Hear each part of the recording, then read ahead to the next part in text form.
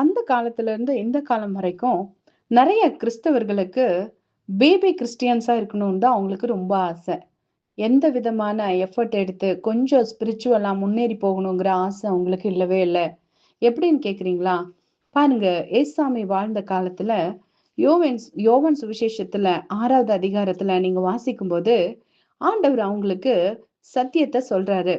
அப்போ சில காரியங்களை விரிவா அவங்க கூட பேசுறாரு. நான் தான் ஜீவாப்பம் அப்படின்னு சொல்றாரு. நானே ஜீவாப்பம். உங்கள் பிதாக்கள் வனாந்திரத்தில் மன்னாவை புசித்திருந்தும் மரித்தார்கள். ஆனா யாரெல்லாம் என்ன புசிக்கிறாங்களோ அவங்க மறியாமல் மறிக்காமலும் இருப்பார்கள் அப்படின்னு சொல்லி, இதிலே புசிக்கிறவன் மறியாமல் இருக்கும்படி வானத்திலிருந்து இறங்கின அப்பம் இதுவேன்னு சொல்றாரு. அப்போ அவங்க அந்த அப்பம் எங்க பார்த்து காட்டுங்கன்னு சொல்றாங்க. ஆனா அந்த அப்பம் நான் தான் அப்படிங்கிறதுக்கு தான் ஆண்டவர் சொல்றாரு அப்பம் இதுவேன்னு சொல்லி தன்னை காண்பிக்கிறாரு. அதை அவங்களால ஏற்றுக்கொள்ளவே முடியல. அவங்களால அதை சகித்து கொள்ள முடியல. அவரு பேசுறத கேட்க இவங்களுக்கு வினோதமா இருந்தது. ஏன்னா ஆவிக்குரிய பிரகாரமா பார்க்கும்போது ஆழமான சத்தியத்தை ஆண்டவர் அவங்க கூட பேசிட்டு இருந்தாரு. ஆனா அது அவங்களுக்கு புரியவே இல்லை. அதனால என்ன பண்ணிட்டாங்கன்னா ஒவ்வொருத்தரா ஆண்டவரை விட்டு பின்மாற்றத்துக்கு போயிட்டாங்க. ஆமாங்க, இந்த காலத்துல கூட நிறைய பேர் இப்படித்தான்.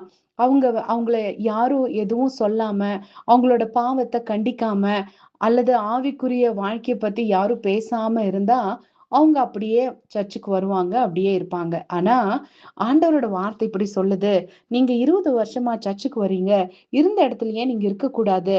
உங்களோட growth வெளியில தெரியணும். நீ தேறுகிறது யாவருக்கும் விளங்கும்படி அப்படின்னு சொல்லி அப்போஸ்தலனாகிய பவுல் தீமோத்தேயுக்கு எழுதும்போது சொல்றாரு.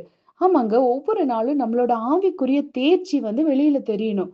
ஆனா இன்னைக்கு நிறைய பேருக்கு ஆவிக்குரிய வளர்ச்சியில வளரணும் அப்படிங்கிற அந்த ஒரு அறிவே இல்ல.